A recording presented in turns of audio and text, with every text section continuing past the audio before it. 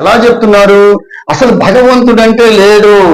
అక్కడ కూర్చున్నటువంటి వాళ్ళం భగవంతుడిని ఎక్కువగా ధ్యానం చేసి భక్తి వచ్చినటువంటి ప్రజలు మొత్తం కూడా ఈయనేం చెప్తున్నాడు? భగవంతుడు లేడు లేడు లేడు. మీకు నేను చెప్తున్నాను, మీరు ఏదైనా కానీ నేను చెప్పింది వేదం అని చెప్తుంటే వాళ్ళు భగవంతుడు ఉన్నాడనుకున్నటువంటి వ్యక్తులు కూడా అమ్మ నిజంగా లేడు కావాలనేటువంటి తోటి డైవర్ట్ అయిపోయాయి. నిజమేనా అని చెప్పి అనుకున్నారు. లేదా ఉపన్యాసం అయిపోయిందండి.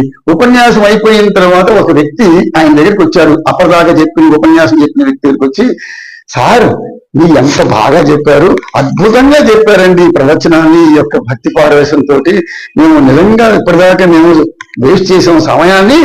భగవంతుడు ఉన్నాడని చెప్పేసి మా కళ్ళు మానుకొని మేమంతా లేనిపోయింది ఉన్నాము. ఇప్పుడు మీరు చెప్పిన తర్వాత నిజంగా భగవంతుడే అండి.